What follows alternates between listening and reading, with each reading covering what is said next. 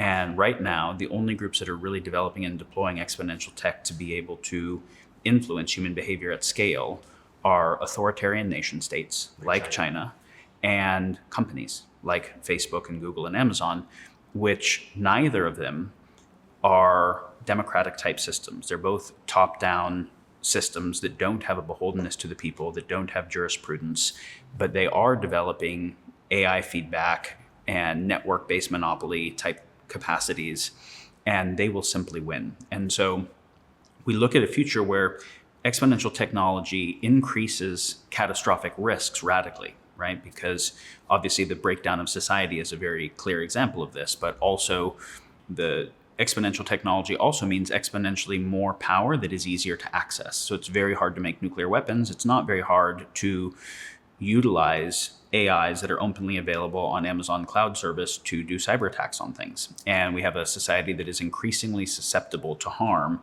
from types of technology that are increasingly widely available, not just to more state actors, but to non-state actors. So the development of exponential tech increases the possibility of catastrophes writ large if we don't have adequate governance to govern them.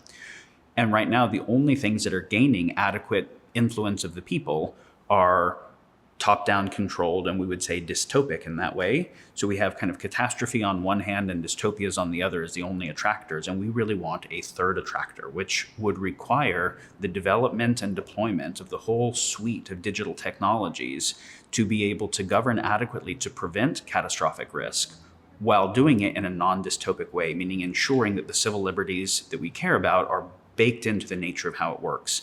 And we believe this has to become the central unifying framework for the United States and for the world and everyone paying attention is how do we employ and develop the full suite of digital technologies to rebuild 21st century governance, 21st century open society, so that we have the speed and coherence to regulate the new technologies given the speed and coherence that they have within their power.